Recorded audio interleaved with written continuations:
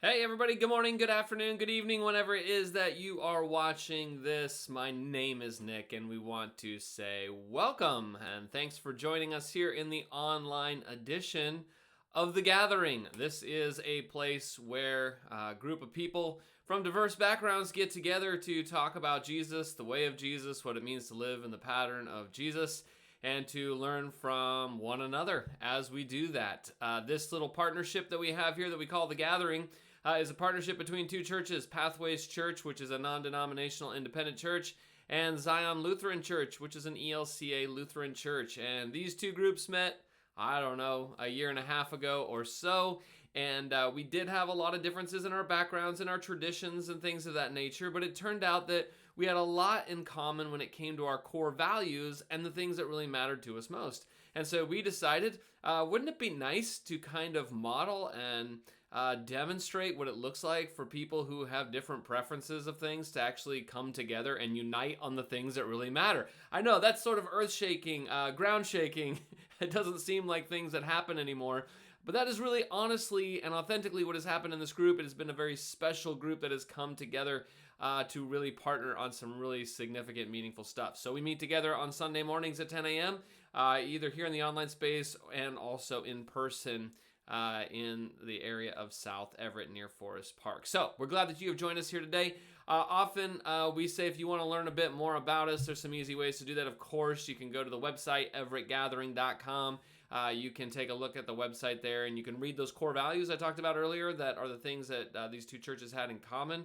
We think they're really important, and so if you want to read those, that might give you a sense of kind of who we are. But we often also like to use two words to describe ourselves. We are a group that's both cautious and curious. We're a group that's cautious in that many of us have grown up in religious environments, Christian environments, or surrounded at least by a lot of religious ideas, and we've definitely seen religion used in ways that are beautiful, beneficial, helpful, even inspiring. We've seen that religion can do a lot of really good things. But many of us have also seen that religion can quickly go toxic, and religion can also be used in some ways that's harmful, that's hurtful, that's exclusionary, that's toxic. And many of us, or people that we know and love and care about, have been hurt by organized religion. And so many in our group actually find themselves a little cautious about organized religion. And you say, well, that's, some would even go so far as to say skeptical. And you say, well, that's odd because you're a church, so that means that you are, by definition, an organized group of religious people. And that is true, and we understand that tension, but we actually think that that's a pretty healthy tension to live in. If you are going to be an organized group of religious people, then perhaps you ought to have a healthy dose of caution about those things as you work together in that way. So we're a cautious group, and then the other thing we use to describe ourselves, the other word, is curious. We like to describe ourselves as a group of people that doesn't have all the answers. I don't. There's still lots of things I'm curious about and have questions about. And this group just kind of approaches everything from that mindset that we want to be curious about each other, about God, about the Bible text, about what it means to live like Jesus today. We're curious. And so by sort of default, that means that we acknowledge that we don't have all the answers. It also acknowledges that we've kind of had to grow and change over time, that maybe some things we thought at one point, we learned more information, we learned new life experience that helped change our mind about certain things because we continued to stay curious. And so that's a part of who we are as well. And if either of those two words fits with you, then this might be a really good group to connect with. Now, what we're going to be doing here over the next few moments is sort of a modified version of our in-person gathering. There's lots of people who attach to this online thing here that either can't make it in person or who live so far away it would be impractical for them to come to our in-person gathering. So this is sort of a modified version of what we do in person. Here in a moment, Billy, our worship leader, he's going to come on. He's going to lead us in a song. And we've done lots of songs, multiple songs, one song. Today we're just doing one song. And then after that, there is a little video. This one's kind of a funny one by Kid President. And after that, I'll come back on the screen, and we are doing a little series on wisdom right now. And so we're going to talk about thinking before you speak today, and how that can be wisdom. And then we're going to wrap up everything at the end with what we call communion. Now, in our in-person gatherings, each week we supply the things that you would need to participate in communion if you would like to do that. And so we provide the bread and the cup, which are the two elements used for communion. But here in the online space, we're not going to be able to deliver that to you. So if you want to participate in that, we're going to carve out a little time for it. There'll be a little video, reflective video that plays during that time, and you're encouraged or invited to participate in communion if you'd like to, but you'd have to get a couple things together in order to do it.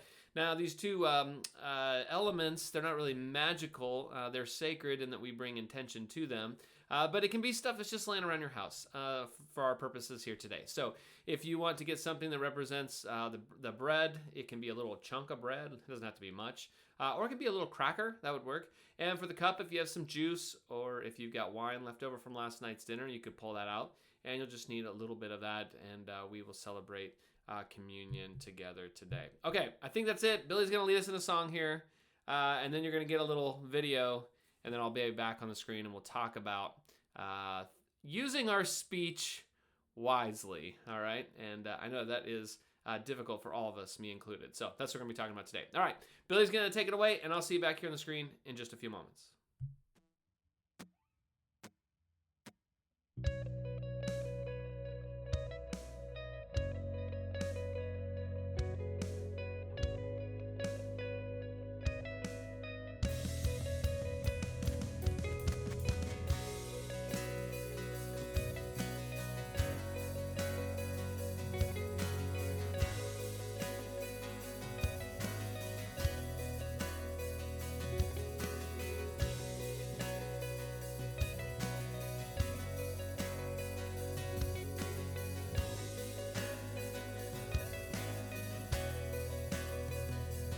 God is able, He will never fail.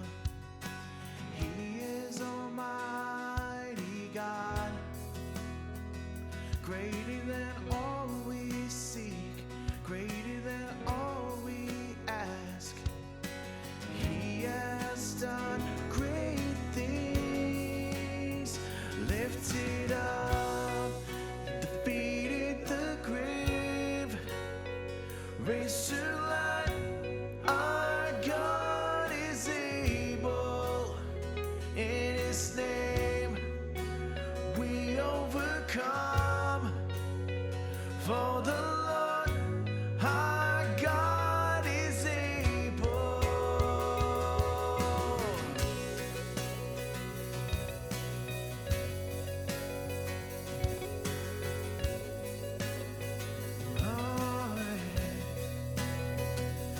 God is with us. God is on our side. He will make a way far above all we know, far above all we hope. He has done great things, lifted up, He defeated the grave, raised to life. Our God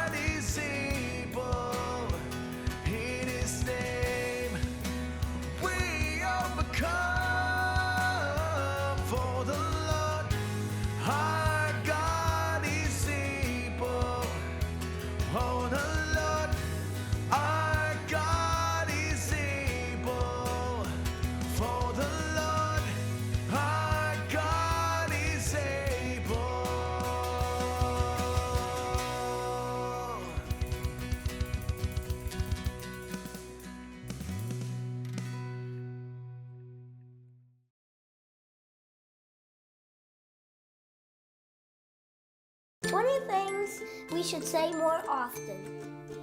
Number 20, thank you. And not just on Thanksgiving, every day. Number 19, excuse me. Number 18, here's a surprise corn dog that I bought you because you're my friend. There'll be more corn dogs and more happy people. This is a good idea. Corn dog for you, corn dog for you, corn dog for you. Number 17, I'm sorry. Number 16, I forgive you. Number 15, you can do it. But don't say it if it's something you can't do. Number 14, another thing that we should say more often, I have barbecue sauce in my shirt too. Before you say something about the barbecue sauce on somebody else's shirt, take a look at the barbecue sauce on your own shirt. Number 13, please. Number 12, everything is going to be okay. Number 11, oh, you got me a corn dog too? You shouldn't have, buddy. Number 10, I don't know. I know a lot of people who need to say that. My sister. Number 9, you're so awesome I named my dog after you. Wait. That could hurt someone's feelings. I mean boat. I named my boat after you. Wait, who even has a boat? You're so awesome, I legally changed my name to yours. Wait, that's super creepy. And just tell people they're awesome and mean it. Number 8, hello, person that I never met before. Here's a high five. Number 7, my sports team is not always the best sports team. It takes a big man to say that. Number 6, nothing. Sometimes that's the best thing you can say. Number 5,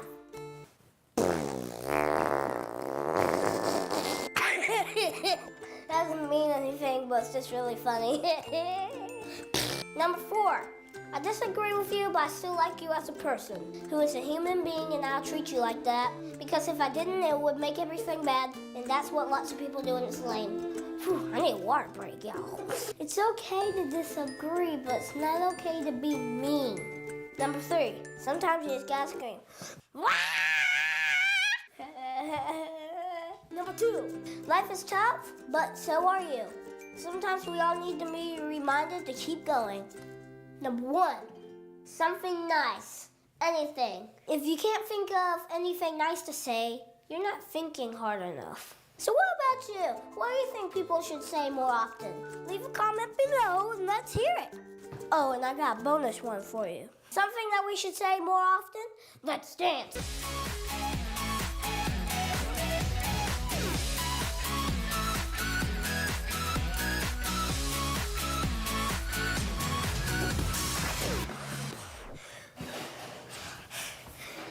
So pancake, subscribe.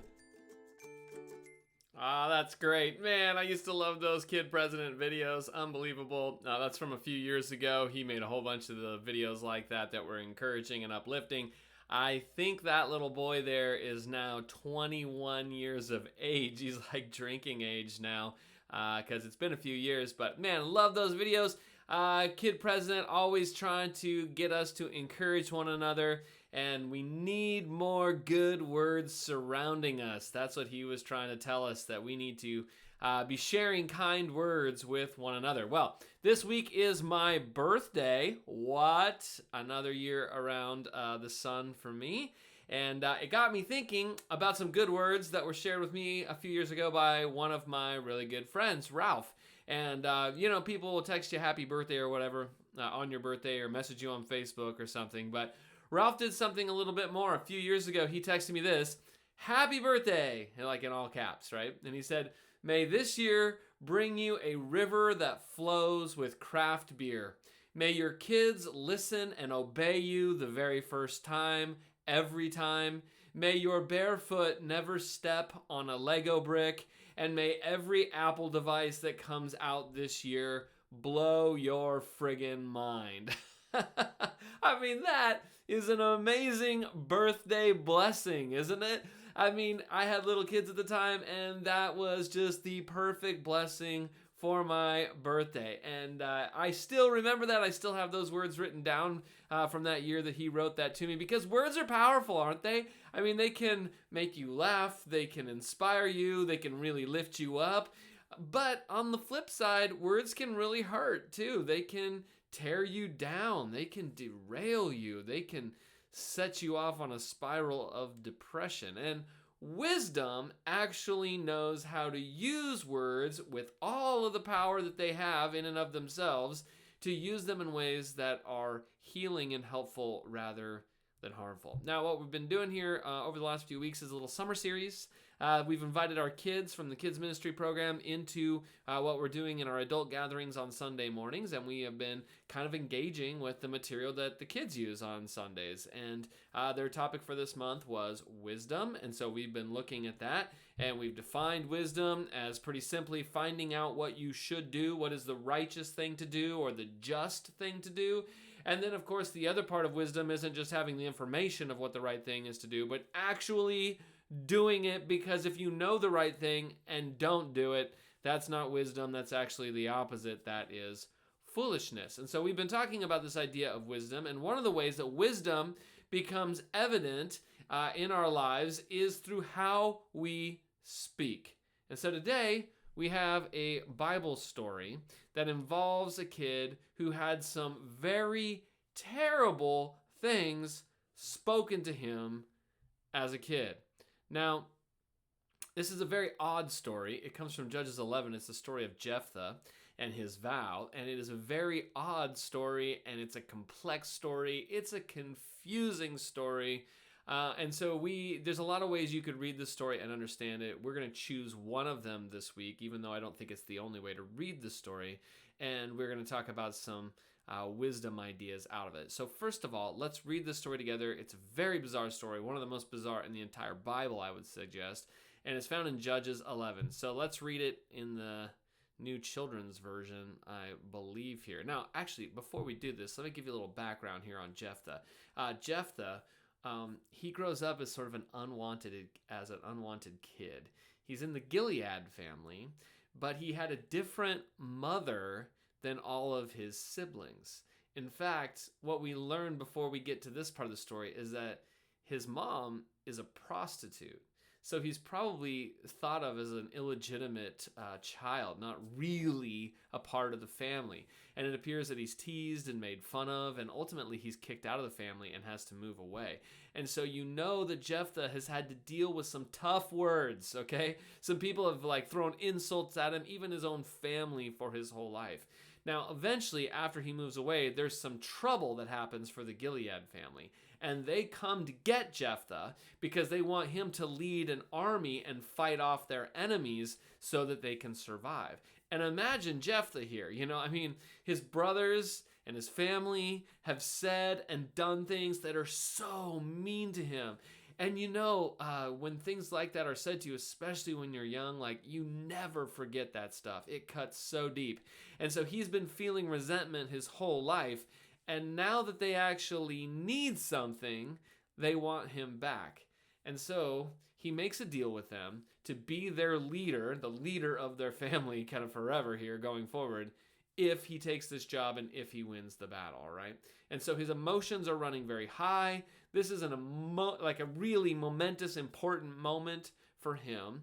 But the text is going to open by saying that God is there with him. And what I'd like you to see in this is that, and a lot of Jewish rabbis point this out when they read the story, is that you could be right there with God and still choose to do something very dumb. And that is sort of our little takeaway from the story today. Now let's read it. It's in Judges 11. We'll start in verse 29. The Spirit of the Lord entered Jephthah. Jephthah passed through Gilead and Manasseh and the city of Mizpah in Gilead to the land of the Ammonites. Jephthah made a promise to the Lord, saying, "If you will hand over the Ammonites to me, I will give you as a burnt offering the first thing that comes out of my house to meet me when I return from the victory. It will be the Lord's." Then Jephthah went over to fight the Ammonites, and the Lord handed them over to him. In a great defeat, Jephthah struck down from the city of Aroer to this area of Minnith and 20 cities as far as the city of Abel Keramim. So the Ammonites were defeated by the Israelites. When Jephthah returned to his home in Mizpah, his daughter was the first one to come out and meet him, playing a tambourine and dancing. She was his only child. He had no other sons or daughters. When Jephthah saw his daughter, he tore his clothes to show his sorrow. He said, "My daughter, you have made me so sad because I made a promise to the Lord and I cannot break it." Then his daughter said, "Father, you made a promise to the Lord, so do to me just what you promised, because the Lord helped you defeat your enemies, the Ammonites." She also said, "But let me do one thing. Let me be alone for 2 months to go to the mountains. Since I will never marry, let me and my friends go cry together." Jephthah said, "Go." He sent her away for 2 months. She and her friends stayed in the mountains and cried for her because she would never marry. After 2 months, she returned to her father, and Jephthah did to her what he had promised. Jephthah's daughter never had a husband. From this came a custom in Israel that every year the young women of Israel would go out for 4 days to remember the daughter of Jephthah from Gilead. Now, this is a very strange story. It is a weird one, and we're not even sure exactly what happens in this story. In the height of his emotions, this guy named Jephthah appears to make a rash vow without thinking, and then comes home and has in his vow said that the first thing that comes out of his house he will sacrifice to the Lord, and the first thing that comes out of his house is his daughter. And I mean, it's his only kid, so you kind of wonder, like, Jephthah, what did you think was going to happen here, right? And there's a lot of things that are hard to understand in this story that we have a lot of questions about.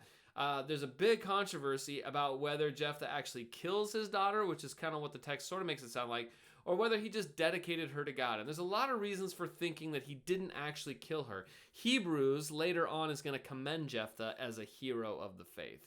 And also the text mentions a lot about her not being married. And so a lot of scholars have suggested that it isn't that Jephthah made a vow that he would sacrifice her. There's a little bit of Hebrew ambiguity here that the text kind of says, I will either offer as a burnt sacrifice or dedicate to the Lord the thing that comes out of my house. And so maybe what Jephthah had in mind was that if it was an animal, he would have it killed as a burnt offering, but if it was a human, he would have it dedicated to the Lord, set aside, probably for temple service, or not, and that would mean not getting married, and that's then why the text makes such a big deal out of her not getting married. She's not actually killed, but she has to live a life where she is unable to get married and have kids, and thus Jephthah's name is not being perpetuated. Now, there's a lot of nuance to this story, and we actually dealt with this story in a series we did on violence in the Old Testament a few years ago, and we had some different things to say. But today, our topic is wisdom, and so I'd like to treat this story the way that rabbis for centuries have used this story. And rabbis for a long time have used this story as a cautionary tale to be sure to think before you speak. And while there may be some other lessons that we could take from this story and some other ways to talk about it, I do think it's still fine to talk about this story in a multitude of ways, since the story itself is rather got a lot of ambiguity to it. And so today we want to talk about this story in the way of the rabbis as a cautionary story to think before you speak. Now, there's lots of dangers in not speaking before you think. I know it says dangers of speaking before you think, but there are dangers of not speaking before you think. And the first one is this, that when you don't stop and think before you speak, often it's your emotions that are in the driver's seat. Usually the biggest thing that causes us to say things that we regret later is emotion that is influencing us in the moment. Now, there's nothing wrong with emotions, right? I mean, emotions themselves are not good or bad. They are just what we feel. We can't help what we feel. They're just emotions. And the problem is not feeling the emotion. We can't control that. But the problem often is allowing that emotion to dictate our actions. And when emotions are in the driver's seat, sometimes you do things that you should not do, or you say things that you should not say. And so often we will say things that later we regret when the emotion is gone. Now, I want to be clear, it's not bad to feel the emotion, but it is bad to let the emotion drive the car. Now, we see this all the time, right? I mean, we're all on social media, and you've been on Facebook and other places too, where people post things and then somebody gets all riled up, and it's pretty clear that their emotions are involved. And so maybe you post something in response to somebody as you're feeling the emotion of something, whether it's a political thing or a religious thing or whatever else. And then later you think about what you wrote, and then everybody else responded, and everybody's responding with emotions, right? And a lot of times things spin out of control because people start saying things that are hurtful, mean, that they would regret later. And maybe even later, upon further review, you might even take some of those comments down. But in the moment, you throw it out there because your emotions are in the driver's seat. And so this story is actually a really good caution to be so careful about what you say when you are in an emotional state, especially some of those emotions that are more negative, like anger and resentment and fear and frustration and revenge and jealousy. When you are feeling those type of emotions, it is wise to stop, take a moment, not say anything, give it a bit, give some time to let the emotion get out of the driver's seat. Now, another danger of not thinking before you speak is that other people get hurt. And that's what's so tragic about the story of Jephthah, isn't it? A totally innocent person gets affected or hurt by what Jephthah says. I mean, either she is sacrificed and killed, or her whole life is radically changed and affected. But either way, the life of Jephthah's daughter is hugely impacted because of what Jephthah has done. I mean, Jephthah himself is a product of this, isn't he? I mean, he is one who has had harsh words, painful words said to him, and now it's as though he is passing that along. And you know the old phrase, hurt people hurt people. And when we forget to stop and think before we speak, there is often collateral damage. We end up saying things and they end up hurting people around us, people who are innocent bystanders sometimes, and often those people are the people that we love the most. And that's what happens here, isn't it? I mean, notice it's Jephthah's own family that gets broken. And often that's the case today too. We say things in our families we would never say anywhere else. And so I would say this is a good caution too, to be so careful how we talk in our families, because it's in our families where our guard is down, right? You know, like there's all sorts of things you probably wouldn't say to, you know, classmates or coworkers or something, but that you would say to the closest people in your life. Sometimes we reserve our worst words for the people that we're closest to, and it damages those relationships. And so we should be so careful about that. Now, the proverb that the Kids Ministry has for today is Proverbs 12:18.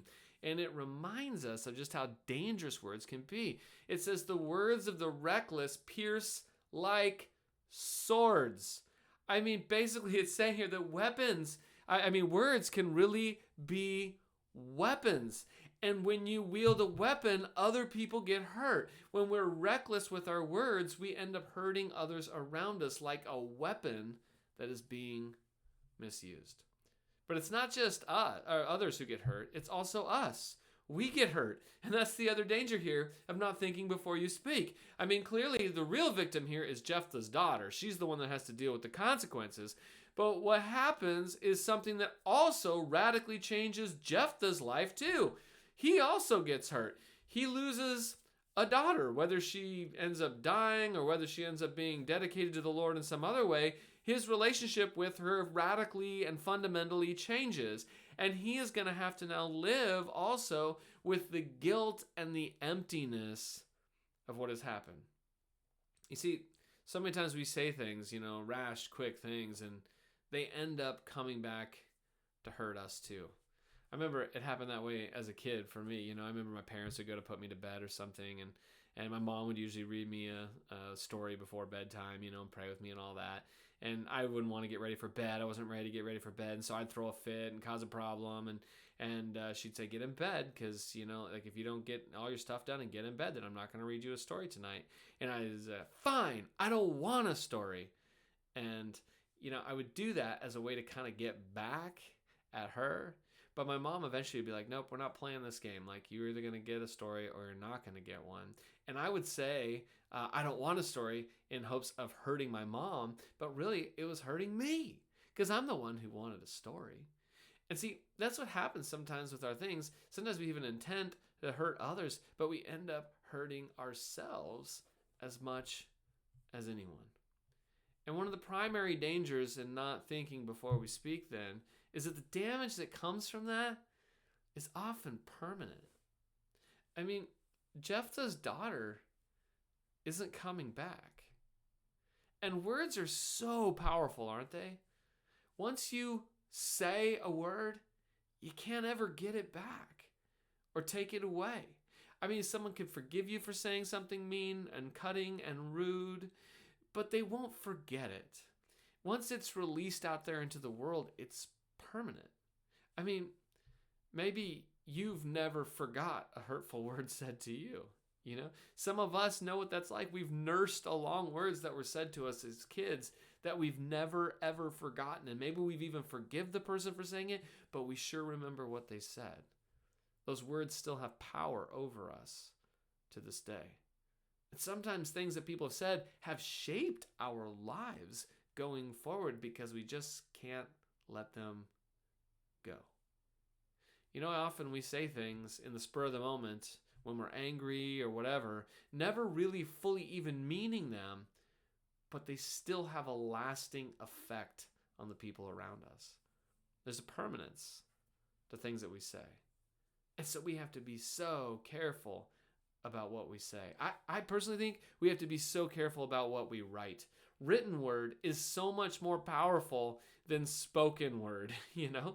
I mean, because there's just so many more places for miscommunication there, and written word always comes across as more forceful and more strong. And so I always counsel people, if they have an issue with someone, to go to them face to face, because a letter or a note is just always more forceful and always fraught with more places of misunderstanding and confusion. The message is often lost in translation there, and you can't have the back and forth to like, oh wait, that's not what I meant. Written word is just so much more powerful. But whether it's spoken or written, words can really hurt people. And that's what our Proverbs told us, that the words of the reckless pierce like swords. But notice the second part of this proverb, which is the positive aspect of words.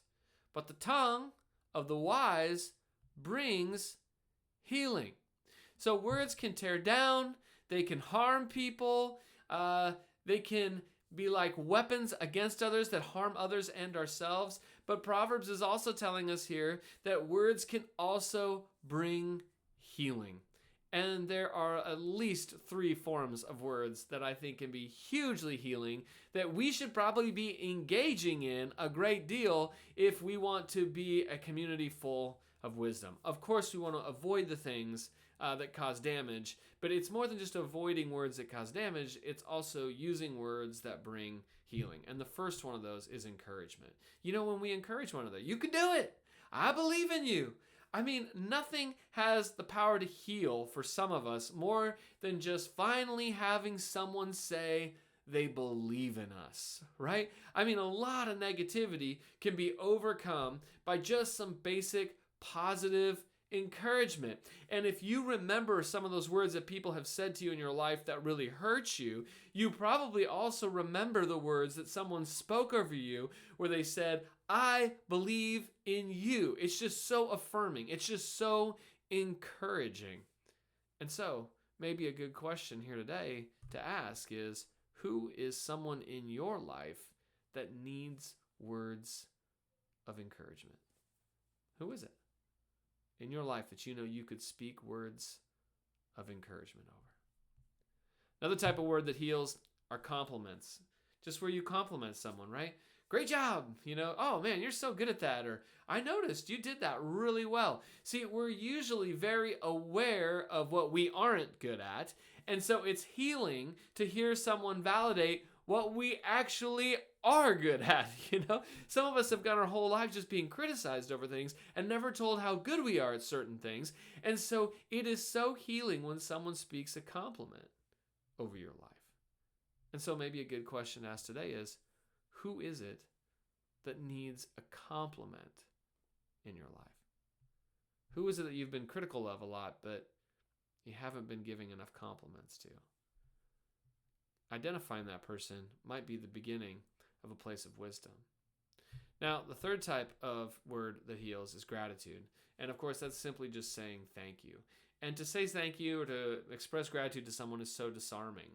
it's a special kind of grace that gives value to the other person because it says, you actually mean something to me. And so maybe this is another great place to stop and ask a question. Who is it that you need to say thank you to today? Who is it that's done something meaningful to you or that you've seen do something that's meaningful and you need to express gratitude to them? Now, the bottom line is, if you want to be wise, you should think before you speak. And avoid the type of words that are harmful, hurtful, and tear people down, and engage in the type of words that are healing.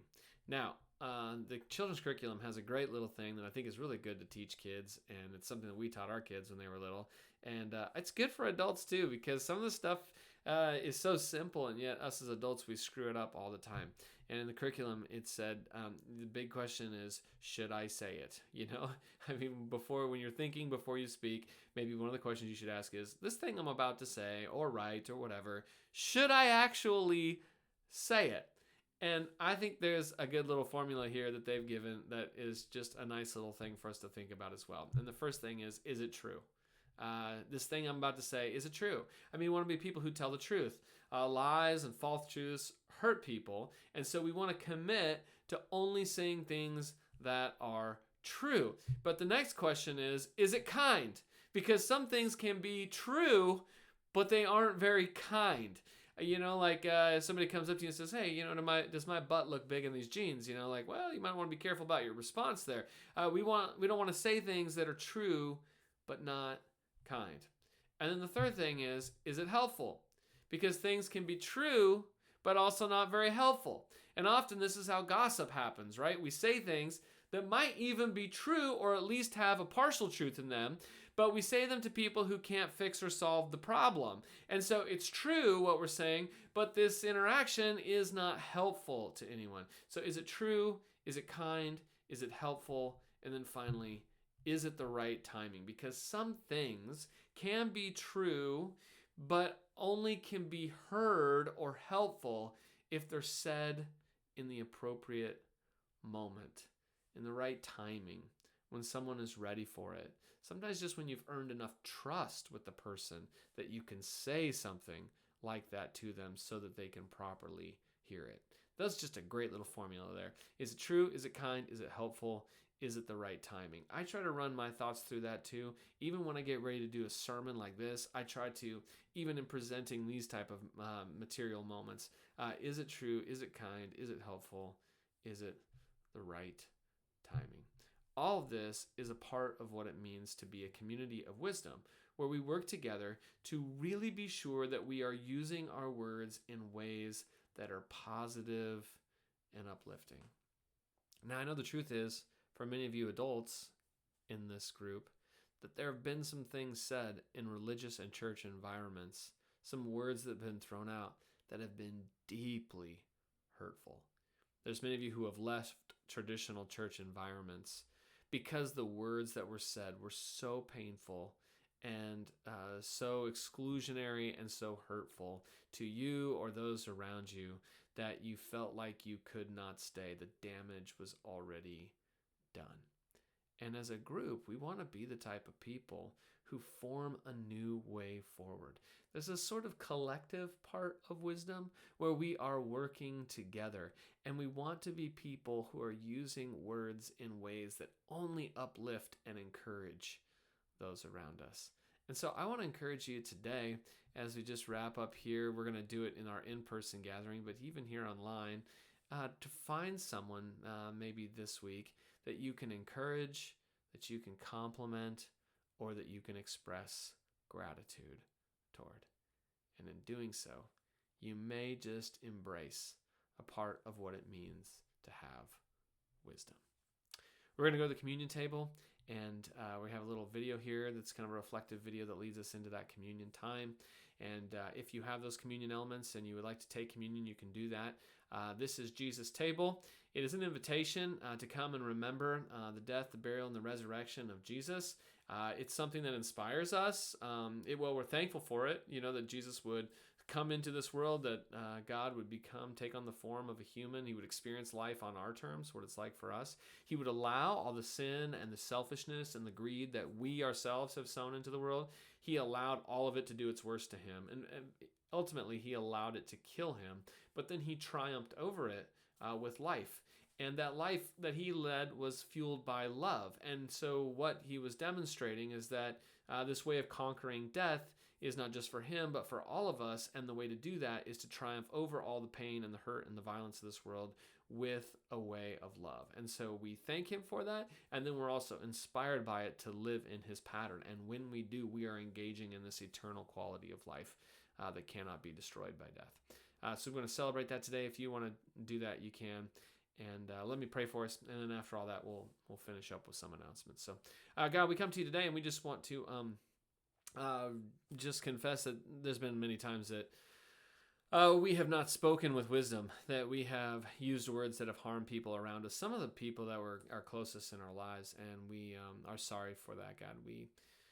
It breaks our hearts that too often we have done that. Many of us have been the victims also of words that were so hurtful, so harmful, and it's been hard to let go of those. And we pray that you would give us the strength to let go of that, to forgive people around us, and to really acknowledge what it is that you say about us rather than what others say, and help us to live out of that perspective of who we are.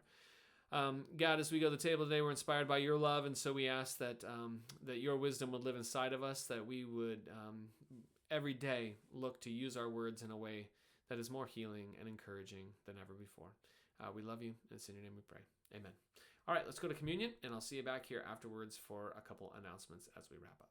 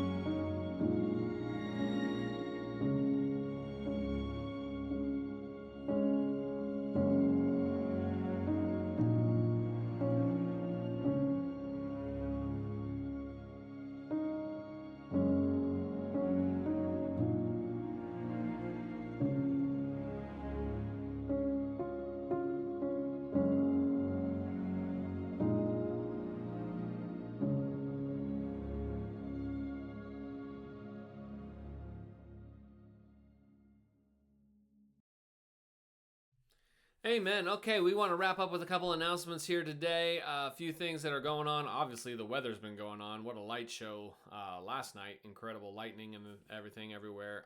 So hopefully you're staying safe there. A couple announcements that are going on as we go forward here through the end of the summer. I can't believe we're pretty much to the end of summer. That is wild. But here's some stuff that you can keep on your kind of agenda in your calendar. First of all, the gathering meets in person every Sunday at 10 a.m. We meet just south of Forest Park at the Zion Lutheran Church campus, and you are always invited to join us in person at 10 a.m. It's easy to get right off the freeway there at the 41st Street exit in Everett, and we would love to see you in person if you ever want to be able to make it out there. Also, if you want to keep up to date with things that are going on, a nice way to do that is on the socials, Facebook, Instagram, or Threads. You can find us at The Gathering Everett, and we'll post things on there, and you can keep up to date with things that are happening. Student ministry is one of those things that's happening tonight at 6 p.m. So if you're in junior high or high school and you want to come down to the church building for snacks, games, and some small group discussion, should be a fun time, and we would love to see you there. Tomorrow on Monday is the free community lunch that happens every third Monday of the month at our building. And the whole community is invited to come down and get a free meal. And so that, of course, includes you. If you happen to be off work on Monday, or you've got a free lunch break and you want to come down and join us, we would love to have you. And so that is happening tomorrow at 11:30 a.m. Now, next Sunday, we're doing our park day, and we will be meeting at Forest Park at 11 a.m., and we will be just pretty much hanging out that day. So we're going to grill up some proteins, some burgers, and some dogs, and the buns and everything. We'll provide all of that. But if you want to bring a side dish like a potato salad or chips or a dessert or something like that to share, that would be great. You can also bring some camping chairs if you would like to do that. We do have a decent amount of seating there. But there's a big open field there if you want to set up a camping chair or something and just hang out and chat and talk. That's great. You can also bring any yard games you have, like cornhole or a badminton net or whatever. There's a big open space. There's a big playground there for the kids, and there's even a splash pad to play in the water. So you're welcome to join us there. We will be doing a very short liturgical service at 10 a.m. at the church building. If you want to do that first, you're welcome to do that. But we won't have any online gathering next week because of that. Now, also, we're getting near the end of the summer, which means it's time for fantasy football. And so we had a great league last year. I think we might have to have 2 leagues this year. And if you're interested in playing fantasy football, you need to let us know ASAP so that we can get you on the list. So you can text your name and your email address to the number on the screen there, and we'll be sure to get you enrolled. Now, it doesn't matter if you know football or not. My son was in the championship game last year, and he knows football not at all. My wife won the fantasy football league last year. And so anyway, if you want to play, it's fantastic. And just make sure you text us so that we know to get you on the list. Also, if you want to give and donate, you can do that online at everettgathering.com/donate. On that webpage there, you can set up a one-time gift or a recurring gift. And we certainly appreciate those of you who are donating regularly. That is pretty much it for today. Okay, great. Hopefully you're staying safe. Hopefully you're enjoying these last couple weeks of summer. We won't, as I said, be here online next week due to the park day, but we will return after that the following week, that first weekend of September. Okay, hope you have a good one, and we'll see you next time. Bye.